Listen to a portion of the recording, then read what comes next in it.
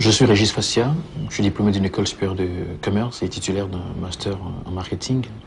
Je suis rentré au Bénin en 1993 et par un concours de circonstances, j'ai été embauché dans une entreprise américaine où j'ai travaillé pendant 1 an.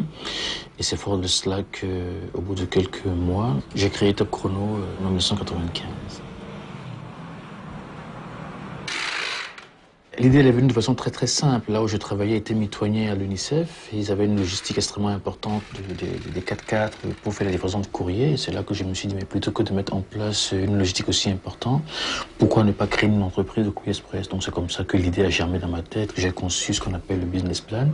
Il fallait à peu près 10 millions d'investissements pour démarrer le business. Naturellement, lorsque j'ai fait le tour de toutes les banques, sans aucune exception du Bénin, aucune d'elles n'était favorable à financer mon projet. Pas plus que d'ailleurs les membres de ma famille, parce qu'ils ont tous trouvé que l'idée était absolument inadéquate par rapport à mon environnement. Il était absolument important pour moi de ne pas prendre le risque, du moins l'aventure de la démission. Donc par rapport à cela, je n'ai eu aucun financement. Et ma sœur, avec qui j'ai vécu tout le temps en France pendant une dizaine d'années, et le mari Philippe, c'est eux qui ont lu le business plan et très généreusement m'ont offert 20 000 francs français. À l'époque, il n'y avait pas encore l'euro. Avec ça, je pouvais acheter 2 vieilles motos, puis une vieille petite voiture, et en même temps mettre en place ce qu'on appelle le besoin en fond de roulement. Donc par rapport à cela, effectivement, j'ai démarré avec cette Day 2 engins. Très difficilement, ça a fonctionné. Et circonstances faisant, année en année, mois en mois, eh bien aujourd'hui, Top Chrono est présente. Et ce qui est quand même surprenant, c'est que je défie beaucoup de personnes au Bénin de n'avoir pas reçu un courrier de pas Top Chrono. D'autant plus que sur 95 à ce jour, on a expédié à peu près 5 millions de courriers. On en expédie en moyenne 30 000 par mois. Sans compter le fait qu'aujourd'hui, on est présent au Bénin, on est présent, on a ouvert au Sénégal, on a ouvert au Burkina, on a ouvert aussi au Togo. Vous savez, je vais vous dire une chose, lorsqu'on parle de racisme par rapport à la France, par rapport à l'Europe, je suis tout à fait désolé de dire que le vrai racisme, c'est au sein de l'Afrique. C'est au sein de notre communauté nous-mêmes, parce que en raison du fait qu'on n'est pas natif d'un pays, on a toujours beaucoup de difficultés à s'implanter. Et me semble-t-il, c'est plus facile pour les gros groupes européens ou américains de s'implanter en Afrique que pour les petites entreprises africaines de s'implanter dans d'autres pays africains. Et je pense que par rapport à cela, il faut que les pouvoirs publics nous permettent de nous implanter, parce que c'est comme ça qu'on pourra créer de vraies entreprises africaines, parce qu'aujourd'hui, nous sommes dans un concept de mondialisation, et par rapport à cela, on ne peut pas être une petite entreprise béninoise, sénégalaise, burkinabé. Il faut que nous envisagions des entreprises africaines. En tout cas, moi, c'est mon ambition par rapport à Top Chrono.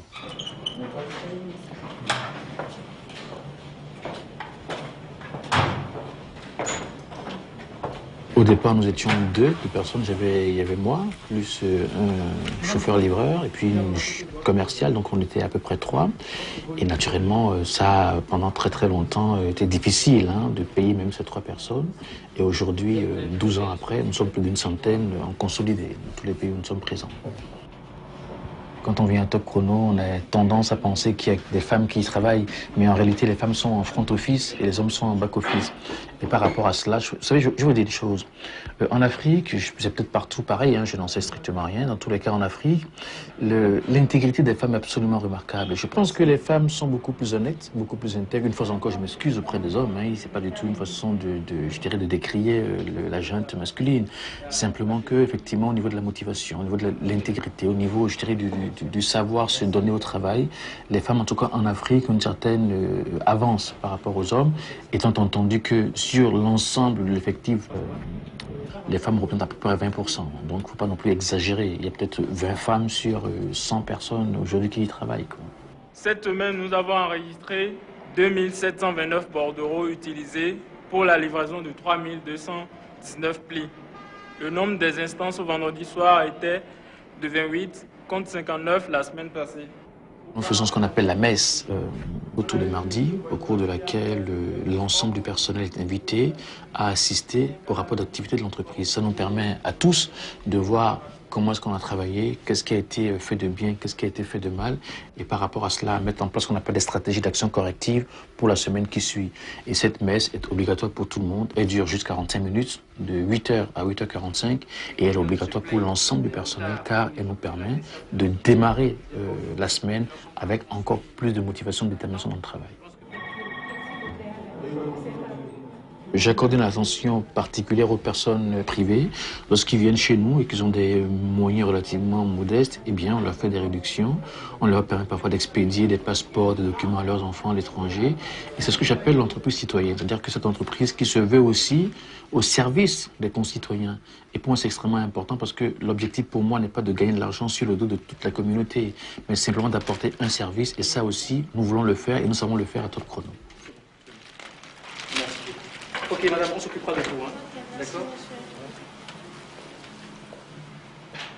Nous avons un restaurant d'entreprise où, entre midi et deux, l'ensemble du personnel, dans une ambiance très conviviale, est appelé à manger, à prendre le petit déjeuner. Nous avons un service thé.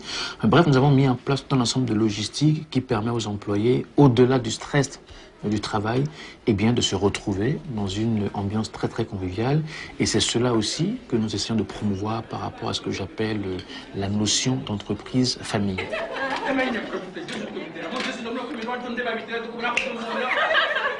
La plupart de mes collègues trouvent que je suis quelqu'un d'extrêmement exécrable. Je pense qu'ils n'ont pas tout à fait tort.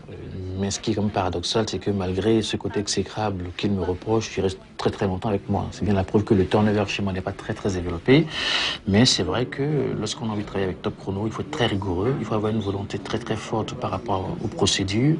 Et j'y accorde une importance particulière parce que je voudrais que lorsque n'importe quel partenaire vient à Top Chrono, eh bien, qu'il se sente dans n'importe quel environnement économique, du monde microéconomique. Et par rapport à cela, nous mettons un accent particulier au respect des procédures, au respect des normes et surtout à la rigueur dans la méthode de travail.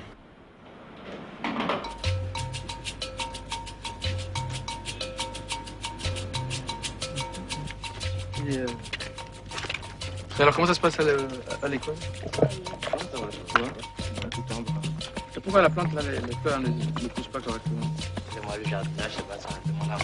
Il n'y a pas de prédisposition particulière à créer une entreprise, pas plus il n'y a un sexe particulier pour le faire.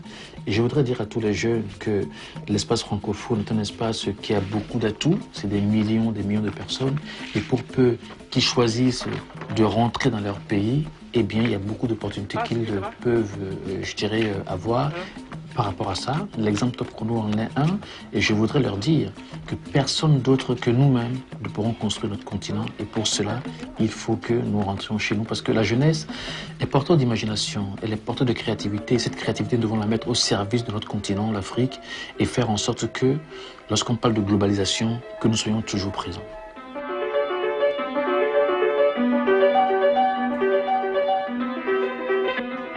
Aujourd'hui, nous assistons à un flux migratoire sud-nord extraordinaire, avec beaucoup de conséquences que vous connaissez au large des côtes espagnoles, tout cela. Alors, paradoxalement, moi, j'ai fait exactement le contraire. Moi, je suis parti de la France pour venir en Afrique. Et par rapport à cela, je voudrais dire aux jeunes Africains de ne pas avoir peur. De ne pas avoir peur de l'Afrique et de ne pas penser qu'en Afrique, il n'y a pas de place pour eux. L'Afrique, c'est notre continent. C'est un continent qui est extrêmement vierge. C'est le continent, je dirais, de l'imagination, de la créativité. Et je voudrais leur dire à ces jeunes Africains, lorsqu'ils font leurs études, de rentrer en Afrique, parce que c'est eux qui vont bâtir l'Afrique, c'est eux qui vont construire l'Afrique, et seuls, on n'arrivera jamais. Et l'esprit d'entrepreneuriat n'est pas quelque chose, je dirais, qui soit prédestiné à quelqu'un. Je veux dire, n'importe qui peut créer dès lors qu'il y met de la foi. Je pense que c'est vraiment une question de foi. Et par rapport à cela, je voudrais demander à toutes ces jeunes, à tous ces jeunes qui sortent d'école, qui sortent des universités européennes, canadiennes, peu importe, de rentrer en Afrique et d'apporter, je dirais, de l'emploi à nos jeunes. Lorsqu'on crée 100 emplois en Afrique, c'est 100 familles qu'on nourrit. Lorsqu'on nourrit 100 familles, ça fait à peu près 10 personnes par famille. Pour peu que ces jeunes aient de l'imagination, ils peuvent créer, et en créant, ils vont augmenter les richesses africaines, et par rapport à cela, nous pourrions un jour sortir de ce développement et prétendre être véritablement un continent émergent.